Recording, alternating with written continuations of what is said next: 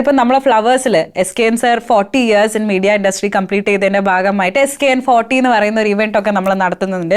അത് ലഹരിക്കെതിരെ എന്നുള്ളൊരു സ്ട്രോങ് മെസ്സേജ് കൂടി അദ്ദേഹം അതിലൂടെ നൽകുന്നുണ്ട്. അപ്പം ഒരുപാട് കുട്ടികളെ ഹാൻഡിൽ ചെയ്ത് നമ്മളുടെയൊക്കെ അച്ഛനാകാൻ പ്രായമുള്ള ആ ഒരു ജനറേഷൻ തൊട്ട് ഈ ജനറേഷൻ വരെയുള്ള കുട്ടികളുടെ വളർച്ചയെ, അവരുടെ ഒരു തോട്ട് പ്രോസസ്സ് എല്ലാം സാർ കാണുന്നുണ്ട്. അപ്പം ഇതിലൊരു വലിയ ഡിഫറൻസും ഉണ്ട്. And also when it comes to the relationship with teachers.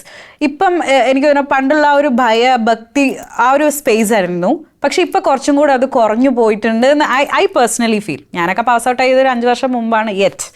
എന്താണ് സാറിന് അതിനൊരു ഒപ്പീനിയൻ? കുട്ടികൾ അവരുടെ എന്താ പറയുക രക്ഷകർത്താക്കളോടുള്ള ആ സ്നേഹം, ആ ബന്ധം, അത് അതിനെക്കുറിച്ച് ഈ ചെറുപ്രായത്തിൽ തന്നെ അവർക്ക് മനസ്സിലാക്കിയെടുക്കാൻ കഴിയും. ഈ കുട്ടികൾക്ക് ഇപ്പോൾ അത് കുട്ടികളെ പറഞ്ഞ് മനസ്സിലാക്കേണ്ട കാര്യമൊന്നുമില്ല, അവർ ഒബ്സർവ് ചെയ്യുന്നുണ്ട്. അപ്പോൾ ആ ഒരു അറ്റ്മോസ്ഫിയർ ക്രിയേറ്റ് ചെയ്യുന്നതിൽ രക്ഷകർത്താക്കൾക്ക് ഉത്തരവാദിത്വമുണ്ട്. ഇപ്പം നമ്മളൊരു ഒരുമിച്ചിരുന്ന് ആഹാരം കഴിക്കുക, സമയമുള്ളപ്പോൾ ഒരുമിച്ചിരുന്ന് ആഹാരം കഴിക്കുക, കുട്ടികളുടെ പ്രശ്നങ്ങൾ എന്താണെന്ന് ചോദിച്ച് മനസ്സിലാക്കുക, ഇൻട്രാക്ഷൻ അത് ആ ഭാഗത്ത് വേണം. കുട്ടികളുടെ ഭാഗത്തു നിന്നും വരുമ്പോൾ അധ്യാപകരോടുള്ള ആ ഒരു സ്നേഹം, ബഹുമാനം അതെന്താണെന്ന് പറഞ്ഞ് മനസ്സിലാക്കേണ്ട ഉത്തരവാദിത്വം രക്ഷകർത്താക്കൾക്കാണ്. അല്ലാതെ ഒരു അധ്യാപകൻ എന്നെ വഴക്ക് പറയാമെന്ന് പറയുന്നത് നാളെ ഞാൻ ചെന്ന് ചോദിക്കാം എന്ന് പറയുന്ന ഒരു രക്ഷകർത്താവാകാൻ പാടില്ല. അത് മോനെ അങ്ങനെ സാറ് ചോദിച്ചിട്ടുണ്ടെങ്കിൽ മോന് മാർക്ക് കുറഞ്ഞിട്ട് അല്ലെങ്കിൽ ശ്രദ്ധിക്കാതിരുന്നിട്ടാണ്. അപ്പോൾ അങ്ങനെ അധ്യാപകരെ കുറ്റപ്പെടുത്തരുത് എന്ന് പറഞ്ഞ് മനസ്സിലാക്കേണ്ട ഉത്തരവാദിത്വം. ഇതൊക്കെ ഒരു സൊസൈറ്റിയിൽ നമ്മൾ കൂടുതൽ ഇടപഴകിയാൽ ഇതൊക്കെ നമുക്ക് സോൾവ് ചെയ്യാൻ പറ്റും. നല്ല പാരൻറ്റ് ടീച്ചർ അസോസിയേഷനുള്ള സ്കൂളുകളിലായിരിക്കും ഏറ്റവും നല്ല റിസൾട്ട് വരിക. അവിടെ നമ്മൾ ആ മീറ്റിങ്ങിൽ വെറുതെ അധ്യാപകരെ കുറ്റപ്പെടുത്താൻ പാരൻറ്റ് ശ്രമിക്കരുത്. സ്വന്തം കുട്ടികൾ ചെയ്യുന്ന എല്ലാം ന്യായമാണ്, അധ്യാപകരുടെ പുറത്താണ് തെറ്റെന്ന് പറയുന്ന ഒരു പാരൻറ്റ് ടീച്ചർ അസോസിയേഷൻ ആകാൻ പാടില്ല. ക്രിയേറ്റീവായിട്ടുള്ള കുട്ടികൾക്ക് മെച്ചപ്പെട്ട ഒരവസ്ഥ വരാൻ എന്തൊക്കെ ചെയ്യണം? ലഹരി എന്ന് പറയുന്നത് സ്നേഹവും ബന്ധങ്ങളും ഒക്കെയാണ് നമുക്ക് ലഹരി തരേണ്ടത്. നല്ല കലാസൃഷ്ടികളാണ് നമുക്ക് ലഹരി തരേണ്ടത്, സാഹിത്യ സൃഷ്ടികളാണ് ലഹരി തരേണ്ടത്, കായിക പ്രവർത്തനങ്ങളാണ് ലഹരി തരേണ്ടത്. അല്ലാതെ കൃത്രിമമായിട്ടുള്ള ഒരു സിഗരറ്റോ ബാക്കിയുള്ള കാര്യങ്ങളോ മയക്കുമരുന്നോ മദ്യമോ ഒന്നും, അതൊക്കെ കൃത്രിമമായ ലഹരിയാണ്.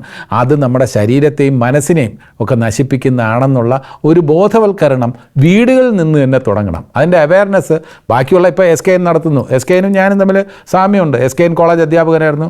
SKN അതിനുശേഷം ആകാശവാണിയിൽ ഞാൻ കോളേജ് അധ്യാപകനായിരുന്നു. ഞാൻ കാഷ്വൽ ആർട്ടിസ്റ്റ് ആയിരുന്നു ആകാശവാണിയിൽ. അതിനുശേഷം ഞാൻ അദ്ദേഹം സിനിമയിൽ തിരക്കഥാകൃത്തായിരുന്നു. അപ്പോൾ അങ്ങനെയൊക്കെ ഞങ്ങൾ വന്നിട്ടുണ്ട്.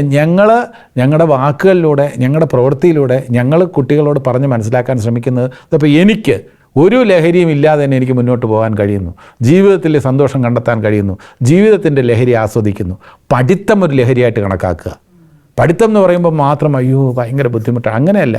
നമ്മൾ കളിക്കുന്ന പോലെ, നമ്മൾ TV കാണുന്ന പോലെ, നമ്മൾ സിനിമ കാണുന്ന പോലെ പഠിത്തവും ഒരു ലഹരിയായിട്ടെടുത്ത് നമ്മൾ പഠിച്ചു കഴിഞ്ഞാൽ ഇന്ന് 2 പേജ് പഠിച്ചു അല്ലെങ്കിൽ 2 പാഠം പഠിച്ചു, അതിൻ്റെ ഒരു സന്തോഷം എന്ന് പറഞ്ഞാൽ വേറെയാണ്. അപ്പോൾ ആര് ചോദിച്ചാലും എനിക്ക് അതിൻ്റെ പാഠങ്ങളുടെ ഉത്തരം പറയാൻ കഴിയുമെന്ന് പറഞ്ഞ് ആ ലഹരിയിലേക്ക് സ്വയം മാറുക, അല്ലെങ്കിൽ അവനെ മാറ്റിയെടുക്കാൻ രക്ഷകർത്താക്കൾ ശ്രമിക്കുക.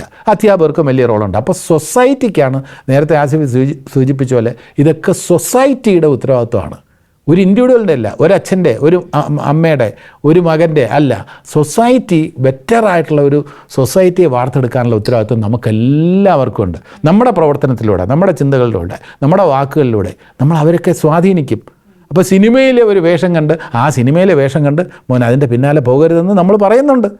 ആ സിനിമയിൽ ഞാൻ മാർക്കോയിൽ ഞാൻ കാണിച്ച് 5 പേരെ കൊല്ലുമ്പോൾ ഇതാണ് മോനെ കറക്റ്റ് വഴിയെന്നല്ല, മോനെ ഇതല്ല കേട്ടോ, പ്രൊമോഷൻ വന്നിരുന്ന് പറഞ്ഞിട്ടുണ്ട്, കുട്ടികൾ കാണരുതേ പ്ലീസ് എന്ന് പറഞ്ഞിട്ടുണ്ട്. എന്നിട്ടാണ് നമ്മൾ ആ സിനിമ ചെയ്യുന്നത്. അപ്പോൾ ഈ അക്രമമൊക്കെ ഒരിടത്തേക്ക് നമ്മളെ കൊണ്ടുപോകില്ല. നല്ല രീതിയിലേക്ക് ചിന്തിച്ച് സ്നേഹത്തിലും നന്മയിലും ഒക്കെ വിശ്വസിച്ച് മുന്നോട്ട് പോകണം എന്നുള്ള ആ ഉദ്ബോധനം നടത്താൻ നമുക്കെല്ലാവർക്കും തുല്യ ഉത്തരവാദിത്വമാണ്. കുടുംബങ്ങളിൽ കൂട്ടുകൂടിയ 10 വർഷങ്ങൾ